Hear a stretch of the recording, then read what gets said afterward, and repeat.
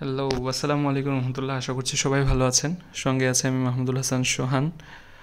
স্বাগতম জানাচ্ছি ফার্মা বাংলাতে, pharmacology টিউটোরিয়ালসে।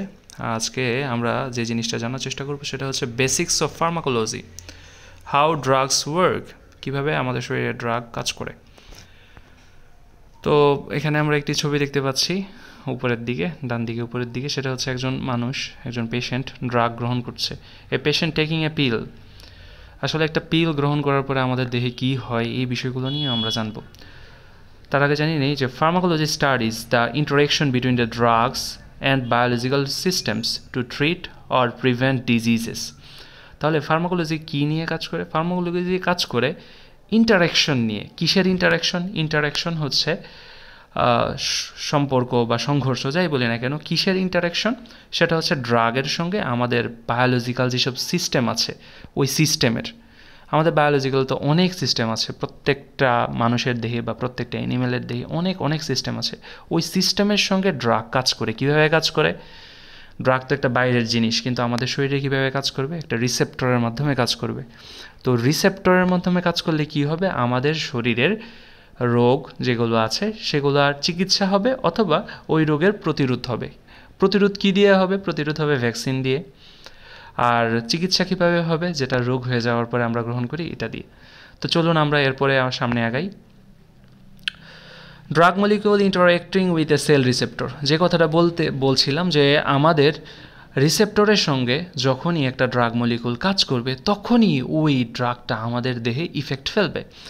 Drugs work by targeting specific receptors.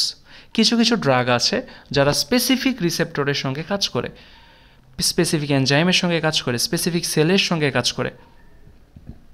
কিছু কিছু আছে যেমন ব্রড স্পেকট্রাম কাজ করে, যেমন আমরা নাপা প্যারাসিটামল যেটা খাই সেটা হচ্ছে দেখা যায় ব্রড স্পেকট্রামে কাজ করে। আবার কিছু আছে একদম স্পেসিফিক্যালি কাজ করবে, বডির যেখানে সমস্যা সেখানেই কাজ করবে। বডিতে যদি কোথাও ব্লাডের কোয়াগুলেশন থাকে ওই ব্লাডের কোয়াগুলেশনগুলো ভাঙবে, ক্লটগুলো ভাঙবে। তো আমরা এখানে যেটা দেখতে পাচ্ছি যে একটা ব্লাডের মলিকিউল, একটা ড্রাগের মলিকিউল, এটা পরবর্তীতে আমাদের বডির সঙ্গে কাজ করবে। এটারও পরবর্তীতে দেখতে পাবো যে এইখানে আমরা দেখতে পাচ্ছি যে জিনিসটা একটা ভিজুয়াল শোয়িং, যেখানে হচ্ছে drug binding to receptor and triggering to response. আমরা এখানে উপরের দিকে দেখতে পাচ্ছি একটা ড্রাগ, এর সঙ্গে হচ্ছে নিচে আছে রিসেপ্টর, যেটা আমাদের শরীরে থাকবে, ইফেক্টর ডোমেইনে থাকবে, এবং লিগ্যান্ড বাইন্ডিং ডোমেইন। এই যে আমরা ওয়াইয়ের মতন যে স্ট্রাকচারটা দেখছি, এই স্ট্রাকচারের সঙ্গে আমাদের যে উপরের ড্রাগটা আছে এই ড্রাগটা বাইন্ড করবে। দেন বাইন্ড করার পরবর্তীতে কী হবে? বাইন্ড করার পরবর্তীতে এই যে এইখানে একটা লিগ্যান্ড হবে এবং ড্রাগ রিসেপ্টর কমপ্লেক্স হবে, এতে করে আমাদের দেহের মধ্যে ইফেক্ট হবে। তো যদি আমরা পড়ি, some drugs act as agonist. Agonist মানে হচ্ছে যে আমার শরীরের জন্য কাজ করবে, অ্যান্টাগনিস্ট মানে আমার শরীরে এগেইনস্টে কাজ করবে। অ্যাগোনিস্ট সবসময় অ্যাক্টিভেট করে থাকবে। Agonist activating receptors to produce a desired effect. আমাদের যে রিসেপ্টরটা থাকবে, রিসেপ্টরকে অ্যাক্টিভেট করে কী করবে? একটা ডিজায়ার্ড ইফেক্ট দেওয়ার ট্রাই করবে। আদার্স আর অ্যান্টাগনিস্ট। অ্যান্টাগনিস্টটা কী করবে? ব্লক করবে। কেন ব্লক করবে? রিসেপ্টরকে ব্লক করবে যেন রিসেপ্টর কাজ না করতে পারে।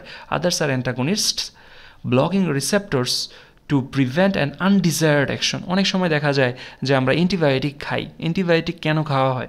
যেমন কারো একজনের পা ফুলে গেল, সাপোজ NSAID আমরা খেলাম, যেমন পা ফুলে গেল। পা ফুলে যাওয়ার পরবর্তীতে দেখা গেল সে কাজ করতে পারছে না, তো বা তার ব্যথা হচ্ছে বা নার্ভ স্টিমুলেশন ব্যথা হচ্ছে, তো আমরা চেষ্টা করব যেন পা না ফুলে, ইনফ্লামেশন না হয়, তখন আমরা অ্যান্টি ইনফ্লামেটরি ড্রাগ দিব।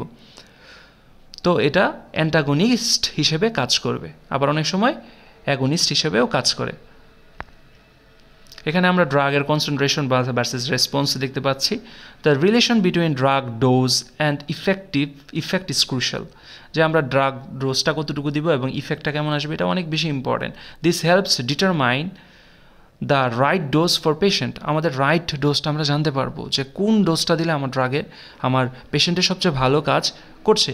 এখানে আমরা 0 থেকে 1 উপরের দিকে বা লম্ব বরাবর পারপেন্ডিকুলারি যেটা দেখতে পাচ্ছি সেটা হচ্ছে রেসপন্স, আর নিচের দিকে যেটা হচ্ছে দেখতে পাচ্ছি সেটা হচ্ছে ড্রাগের কনসেন্ট্রেশন। আমার ড্রাগের কনসেন্ট্রেশন যত বাড়তে থাকবে আমার রেসপন্স কিন্তু বাড়তে থাকবে। একটা সময় কিন্তু আর রেসপন্স বাড়বে না ড্রাগের কনসেন্ট্রেশন বাড়ালেও। এই জিনিসটা হচ্ছে ডিটারমাইন করে ফার্মাকোলজি। দেন হচ্ছে ড্রাগ মেটাবলিজম এক্সক্রিশন, আমাদের দেহের মধ্যে কীভাবে ড্রাগ মেটাবলিজম হয়, এক্সক্রিশন হয়। Drugs are metabolised in the liver and excreted by the kidney, আমাদের দেহের মধ্যে মেটাবলাইজড মানে ড্রাগটাকে ভেঙে চূর্ণ বিচূর্ণ করে লিভার, এবং অতিরিক্ত অংশ এক্সক্রিটেড হয় কিডনি দিয়ে। Understanding this helps predict how long a drug stage active in the body. এই যে মেটাবলিজমটা আমাদেরকে জানতে সাহায্য করে যে একটা ড্রাগ আমাদের দেহে কতক্ষণ থাকবে, কত সময় থাকবে। হ্যাঁ, লিভার দিয়ে আমার ভেঙে ফেলার পরে এবং এক্সক্রিশন হওয়ার মধ্যবর্তী সময়টুকু কতক্ষণ হবে, ঠিক আছে, এটা ফার্মাকোলজি ডিফাইন করে। Health care professional consulting with a patient always, আমরা এখানে একটা দেখতে পাচ্ছি যে একজন ডাক্তারের হাত দেখা যাচ্ছে, সে কনসাল্ট করছে। Pharmacology ensure safe and effective use of medicines tailor to each patient's need. তো আমাদের ফার্মাকোলজি এনশিওর করে যে আমার যে মেডিসিনটা আছে সেটা আমার পেশেন্টের জন্য সেফ কিনা, ইফেক্টিভ কিনা, আমার পেশেন্টের প্রয়োজন অনুযায়ী।